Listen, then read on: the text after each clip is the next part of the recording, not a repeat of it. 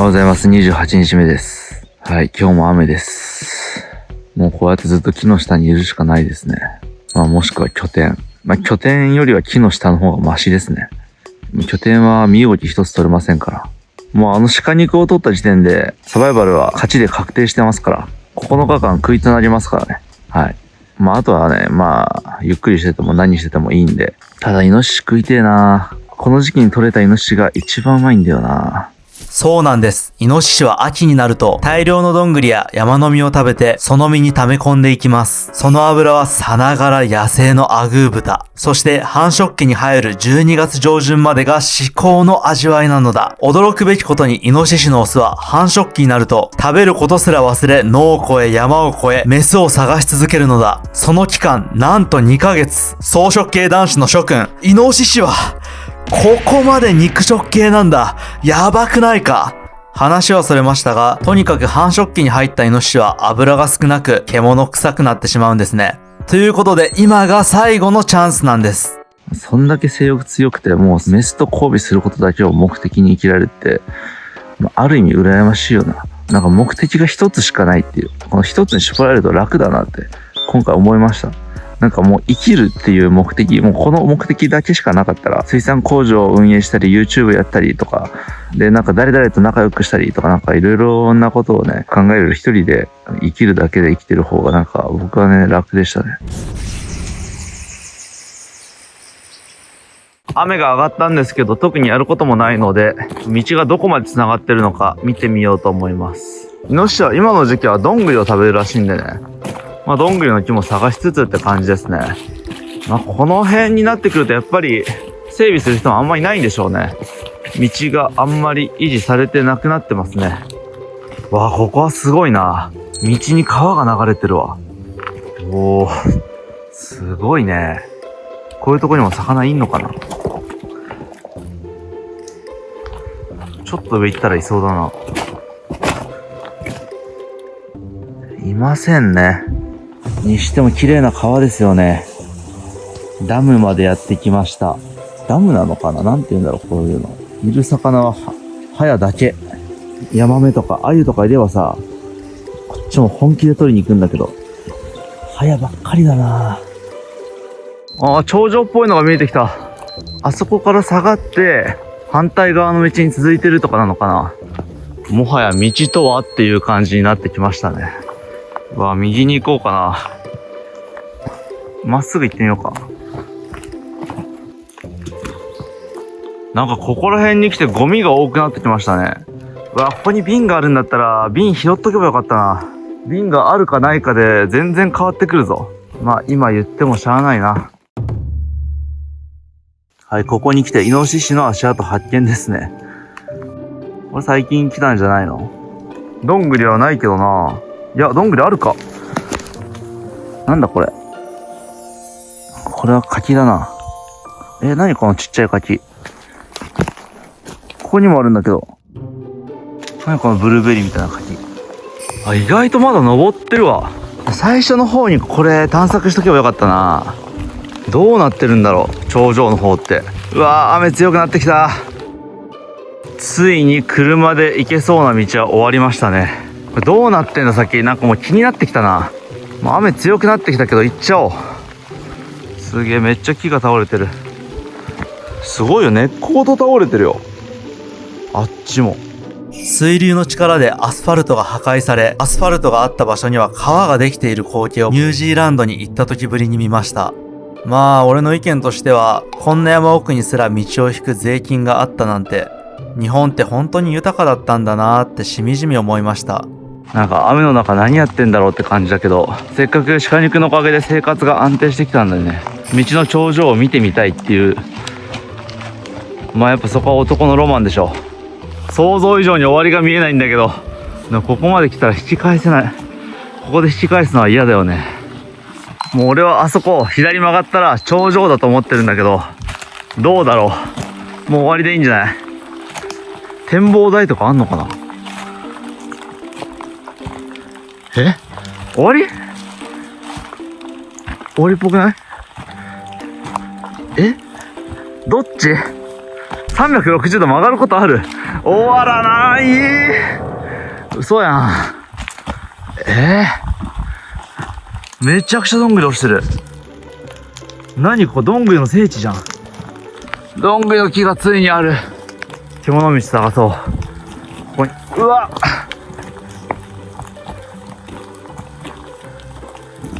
獣道あるな。ここに仕掛けたらイノシシ取れるぞ。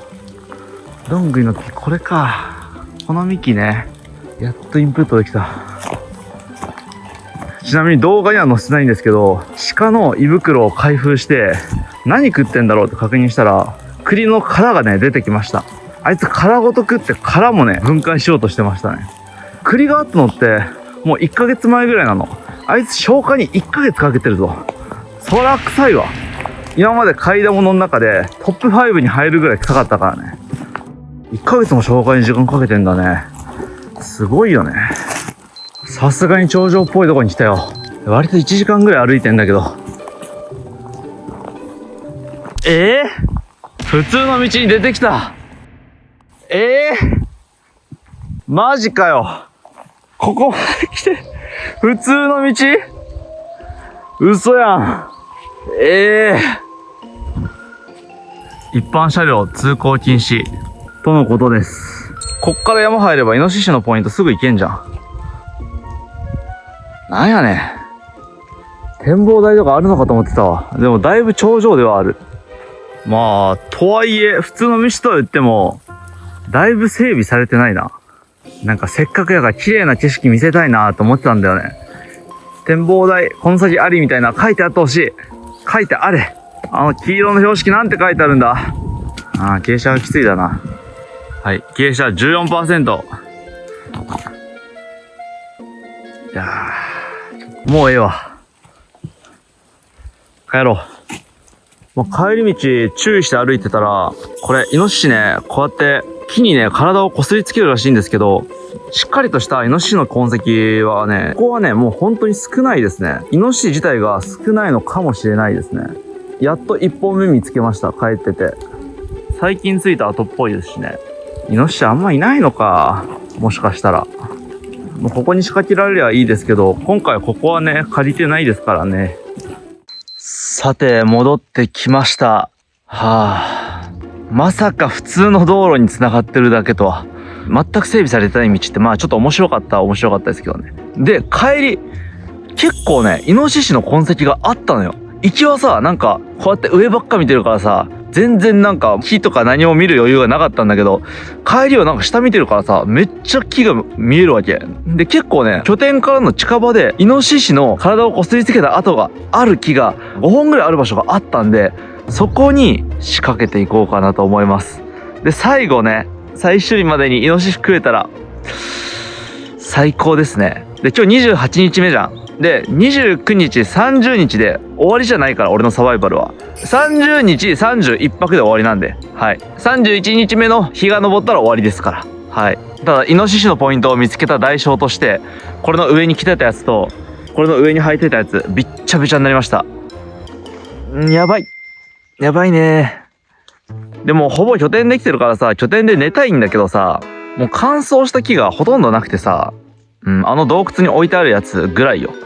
あれをちょこちょこつなぎながらやってるだけなので、あったかくなるほど火焚いたら1日しか持たないというね、今葛藤があります。木が乾いてくれればいいんだけど。はい、頂上には何もなかったんで、逆に3キロぐらいね、山を下ってきました。もう民家とかもある感じ。やっと山菜を見つけました。今回山にこもって分かったのは、草とか山菜ってかなり日が当たってるところにしか生えてないんですよ。で、山にはですね、山菜が生えてくるほどの日が入ってこないです。なのでね、わざわざ3キロも歩いて取りに来たんですよ。もうちょっと掘ったら、ノビルが取れそうですね。おー、いいね。いっぱい取れた。やっぱさ、山奥だと、こういう雑草がさ、生えるぐらいの光がね、ないんだよ。ちなみにこんな感じで、畑の周りにいかついフェンスが作られてるんですけど、これはですね、鹿とイノシシがですね、できた米だったり野菜だったりをね、めっちゃくちゃにするんで、もうあいつらが大量発生すると、農家にはね、大打撃なんですよ。なんで鹿とイノシシ殺すのって思うかもしれないんですけど、農業を維持するためには、致し方ないことなんですよね。何これ？こんな山菜初めて見た。かぼちゃみたいだけどめっちゃ柔らかいんだけど。うわこれ食べれたら結構お腹満たされそうやな。でも俺は漆を食って死にかけたからもう知らない植物は絶対食べない。なんだこれ。みんなコメント欄で教えて。また初めて見る実に出会ったんだけど。うわ、これめっちゃうまそうじゃない？なんか赤いやつはさ、ちょっと毒ありそうだけど、黄色いやつ食えそう。ちょっと剥いてみる？無駄に。あ、潰れた。中は赤いんですね。イチジクみたいだね。うわ、怖い。これが食えるんだったら俺はすっごいもったいないことをしてる。みんなコメントで教えて。はい、まだ雨なんですけど、もう最後だしね、なるべく頑張ろうと思いまして、イノシシの仕掛けをですね、カメラ持っていかずにね、設置してきました。ちょっとカメラ持っていくと日が暮れそうだったんでね。で、仕掛け、一応ね、ほぼ完成してるんで、完成させに行きます。ちなみに結構がっつりね、滑って、1.5 メーターぐらい滑り落ちちゃって、これね、親指結構ね、何これ打撲っていうのかな？めっちゃ親指痛い。普通に雨が降ってる日にね、川の近くに仕掛けてるってだけでも危ないですからね。はい、今明かり照らしてるんでこんな感じですけど、消すとやばいですよ。消すとね、何も見えません。街灯がね、ないんでね、辺り一面、一周回っても真っ暗。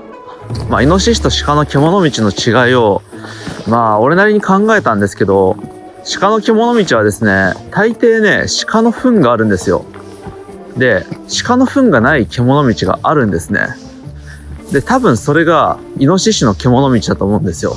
なので、僕はそこにね、かけることにしました。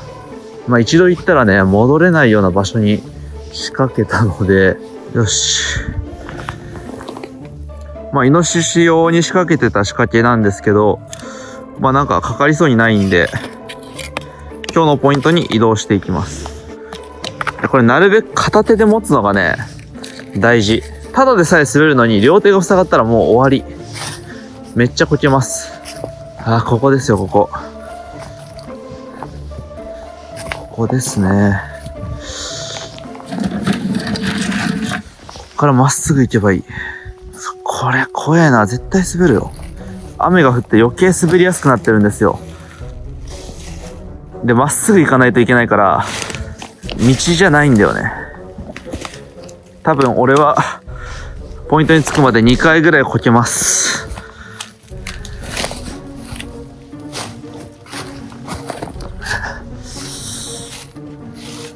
怖っ。景色全部一緒なんだけど、これ迷ったらさ、ほんと絶対出られないよね。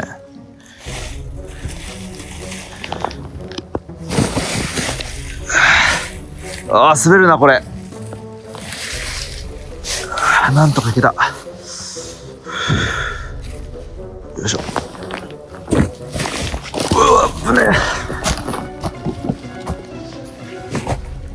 危ねえ。そう、緑のね、この石。これがマジで危ない。あそこ踏んだら死ぬ。ようこんなとこまで山入ってきたわ。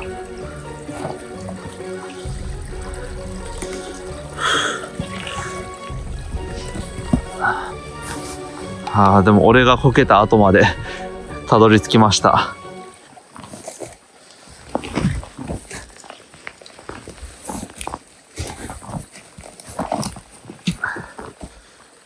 そう、ここまでね、やってます。わかりづらいかもしれないんですけども、ここね、枯葉がいっぱいあるのに、ここだけね、枯葉が全然ないんですよ。なんで、これ最近の獣道だと思います。なんか今日アドレナリン出てんな。あんまり飯食えてないからか、気分の浮き沈みが激しいですね。もう無理やってなったり、今みたいにアドレナリンが出たりとか。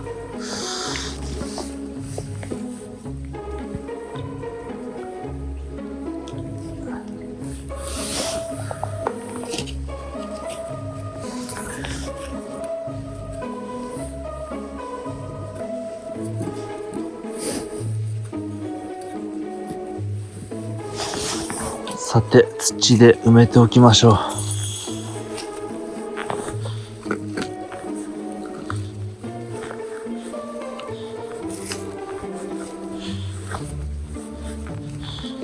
ここら辺の枯れ葉とかをね、カモフラしときましょ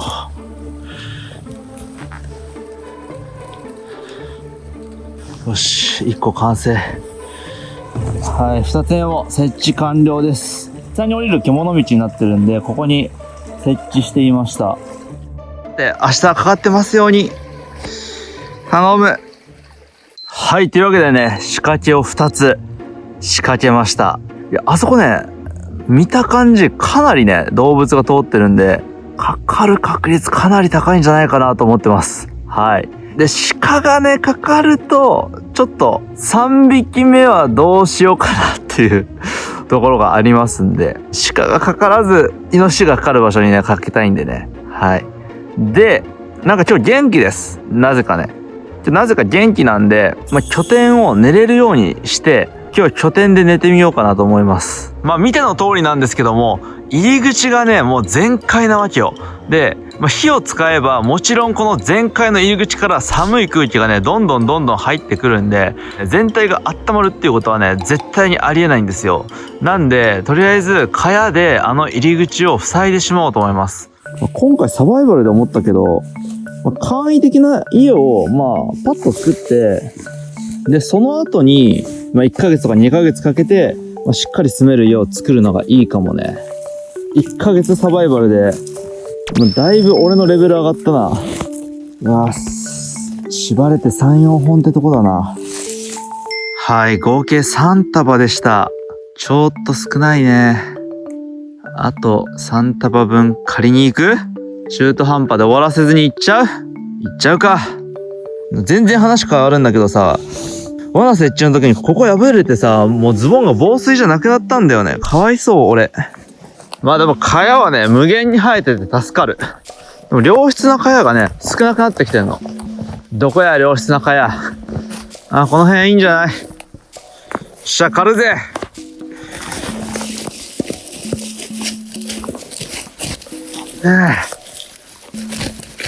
これで1束分ぐらいやろ。2束。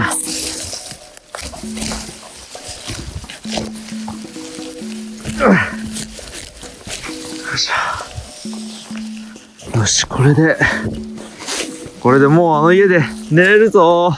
28日目にして寝れます。なんで元気出たんだろうな。朝飯も昼飯も食ってないのに意味わかんねえ。よっしゃ、これだけあれば結構埋まるんじゃない？よっしゃー。てか元気が記憶さえあれば一瞬で終わるもんやな、こんなもん。なんで苦戦してたのかすらわからない。こんな感じで立てかけるだけでもいいと思うんですけど、ちょっと動画で撮るのむずいからもう結んじゃうよ。パンパカパーン。はーい、できました。ちょっと隙間はあるけどね。一応これ全部ね、繋がってます。はい。入りたいときはこうやって入っていくっていう、そういう形になっております。ちなみに今日は元気あり余ってたんで、ここのね、屋根も作りました。ここ前、屋根なかったんで、今日雨で濡れることになりますからね。一応これでそんなに雨に濡れることはないんじゃないでしょうか。で、あったかさもある程度は確保されると思う。いや、すごいな、これ。本当はなんかあれ、三角形の笹とかの幹で囲って、入り口としてあきられるようにした方がいいよね。今もう9時なんですけど、晩ご飯の準備をしましょうか。大雨には見舞われたものの、マサルはすでに雨にも負けない暖炉を作っている。いつでも拠点でバーベキューができるのだ。腹が減って死にそう。もう正直綺麗な水とか汚い水とかどうでもいいです。ちょっと土は食いたくないんで、なるべく美味しい料理は食いたいんで、土だけ落とす。今回さ、俺一回も腹下してないのすごくない？あんだけ汚い手でさ、もうずっとご飯食べてるのに。意外と俺は頑丈な体に生まれてきたのかもしれない。さて、水が汲み終わりました。これが大事なんですよ。実はこの赤いボックスの中、こうなってました。さすがに気温が低いとはいえ、腐るもんは腐りますよ。ということでね、塩漬けにしてました。ちなみにめっちゃ肝臭します。とりあえず、セロースね。このまま食べたらね、めっちゃ辛くて塩分過多になるんで、この川の水につけていきます。30分から1時間ぐらいつければいいんじゃないかな。一応、お腹空いてた時用のために、腹にもつけときましょう。腹身ちょっとくせえな。やっぱ内臓に近かったからね。本当はね、もも肉が俺好きなんで、もも肉2本でね、事足りるとこだったんですけど、まさかね、あんなにウジが湧くとはね。いやー、肉の準備ができた。で、そしてめっちゃムカつくことがある。この肉の仕込みするまでずーっと雨降ってたのに、今になって雲一つない夜空なんだけど。なんなん？今からあそこで寝るから雨降らんでくれるのはありがたいけど、昼晴れろよ。マジで。さて、こっから肉を調理していきますが、気温は 0.9 度です。非常に寒いですね。もうね、手袋持ってこなかったのがね、非常に痛い。時々つけてるやつ、あれ使い捨てのゴム手袋です。冷蔵庫より寒いというね。はい、塩が抜けたセロースですね。包丁はこんなところにありました。綺麗とか汚いとか、そういう概念はありません。なるべくね、細長く切りまして、本当に寒いな、今日。とんでもなく寒い。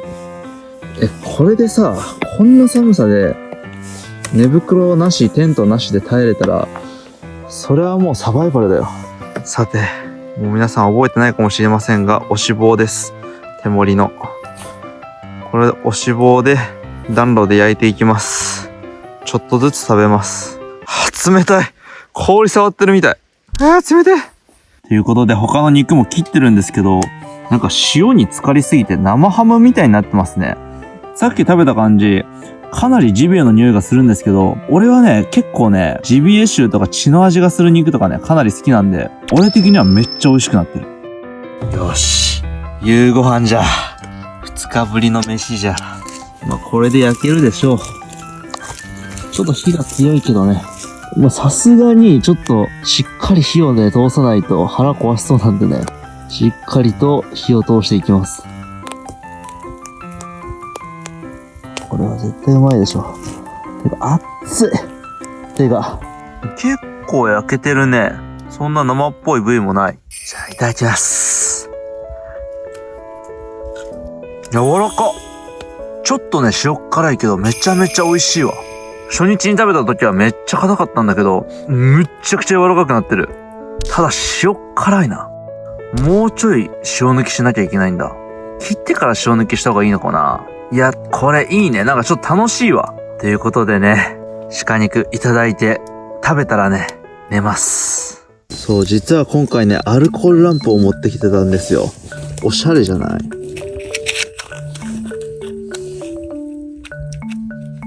実はマッチも持ってきてました。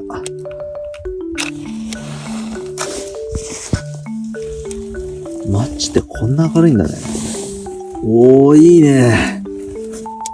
おしゃれじゃない？アルコールランプってこんな明るいんや。これをですね、どこか木にでもね、かけまして、あるでしょ、木の引っかかり。ここだ。いいね。おしゃれじゃない。いいじゃないの。この横の炎もね、いいじゃないの。暖炉の火をちょっと強くしてみたんですけど、火が強い限りは、この部屋の中にはあんまり煙は入ってこないんですけど、この火が弱くなったら煙だらけになりますね。で、結構ね、あったかいです。おー。いや、意外と暗い。結構明るいんだけどね。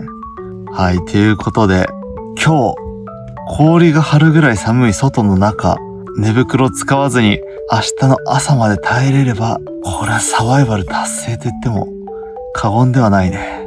ちょっとね、煙たいですけど、これどうしようもないんですけど。いやでも結構いい感じに作れてる。今のところあったかい。あったかいって言っても多分、8度とかだと思うんだけどね。というわけで28日目は終了です。毎日こんぐらいエネルギーがあったらいいのにね。いやーでもいいなー、これ。秘密基地作るのってめちゃめちゃ楽しいな。ちょっと、一からなんか、本格的な秘密基地作りたくなってきたな。はい、29日目です。結論ですね。眠れませんでした。はい。4時半ぐらいまで耐えたんですけど、これ以上無理ってなって、寝袋で寝ましたね。敗因としましては、正直もうこれでは厳しいっていう結論に至りました。もし次作る時があれば、それはね、改善していきたいなと思うんですけど、まず0度ってさ、断熱材が入ってない家とかだったらさ、暖房ガンガンに焚いても寒いじゃん。それをさ、藁だけでやってるんだから、そりゃ寒いよね。11度あればね、全然いいんだけど、あれメランメラに炎を燃やしてたら11度まで行くんだけど、普通の日ぐらいになると一気に3度に下がるんですね。で、3度の中ずっと頑張ってて、で、だんだん足がもう足これもうやばいんじゃないかと思って、暖炉に向かってね、足を向けてギューって寝たんですよ。もう薪もないしね。そしたら、いつの間にかさ、これ長靴が溶けてて、溶けたやつがさ、足に垂れてきて、やばい、やけどする、何これみたいな感じになって、パニックになって、諦めました。まず一つ、暖炉の入り口が小さい。結局、あったかい空気が来るのって、暖炉の開いたところだから、あそこが小さすぎる。で、二つ目、薪が圧倒的に足りない。8時間ね、しっかり火を起こし続けるんだったら、あそこの薪置き場3分の2ぐらい埋めないとダメだね。日が落ちてる12時間ずーっと火を起こすんだったら、もうあそこ満帆に置かなきゃいけない。で、あそこ満帆に置かなきゃいけないから、薪置き場を作る必要がある。新たにね、雨に濡れないような感じの薪置き場も作る必要があります。で、3つ目ですね。圧倒的に茅が少ないですね。はい。分かってましたけど。茅が今一重にね、置いてあるんですけど、20、30、40、50にしていくにつれて、外の風も入ってきませんし、中の熱も出ていかなくなるんで、もっともっと茅がね、必要でしたね。いやー、2ヶ月にしとけばよかったな。やっぱ山歩くの大事だわ。山歩いて全体を見通すのがすげえ大事だなって思いました。昨日 iPhone で見たら27,000歩歩いてたんですけど、やっぱりしっかりね、山見て、ここに何があるぞとか、ここに何の動物がいるぞとか、なんか利用できるものがあるとかね、しっかりね、確認した方がいいなと思ったし、1日目にこれしてれば、もっと全然、なんか色々できたなっていうね、ちょっと悔しさがありますね。2ヶ月にしとけばよかった。くっそ。1月15まで、サバイバル年越し。そういえば黄金伝説の年越しサバイバルめっちゃ好きやったな。もうないんだろうな。ということでですね、こっからはイノシシが取れるかどうか、もうそれだけですね。で、仕掛けがね、2つ壊れてしまったんで、もう3つしかありません。3つにかかるかどうか。で、仕掛けもね、見てきたんですよ。見てきたんですけど、全くでした。29日目、仕掛けを見に来たんですけど、何も仕掛かっていませんでした。こういうね、イノシシが体をこすりつけたところが、もうめっちゃくちゃあるんですよ。もうそこら中にあるんですけど、これに関してはどういう原理なんだ？身長ぐらいまでいってるけど、鹿の角研ぎなのかな？イノシシがいることは絶対確定してるんですけど、そう簡単にはかからないですよね。拠点ね、結局今回うまくいきませんでしたけど、多分外気温5度ぐらいまでだったら、あの拠点で行けますね。ちょっと0度はね、さすがに厳しかったですね。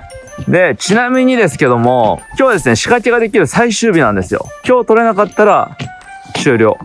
30日31泊とはいえ、30日が明けて、そこで迎え来てもらって終了となりますんで、最後までね、イノシシ諦めたくないんですけど、31日目、12月15日はね、予定があるんで、イノシシ取れてもさばけないんですよ。残念ながらね。なんで今日が最後のチャンスです。まさかのイノシシの痕跡大量エリア発生です。どんだけ体こすりつけとん。杉の木がかわいそうやわ。で、これがね、獣道だと思う。よし、最後の1個。ここにかけましょう。よし、3つ目仕掛け完了。あとは米ぬかを取りに行きましょう。よし、オッケー。あとは祈るだけですね。ここで取れたらついてるな。魚つきはめっちゃついてたけどね。クエはなかなかあんな短時間じゃ取れんよ。奇跡。ちなみに見た目腐ってるような鹿の塩漬け食べましたけど、全く腹壊さずいけたんで、あの方法の保存で良かったんだと思います。では、29日目も終了です。ついに明日30日目や。もう、体力使い切ったっていうか、急激な体重減少で今、ちょっと歩くだけでもしんどいわ。昨日あんなに元気だったのにね。では、30日目、行きましょう。殺されたくねえ。行くぜ。上、寒さ、恐怖。1ヶ月間耐え続けたマサルが、ついに人間の世界に帰ってくる。次回最終回、その目に焼き付けろ。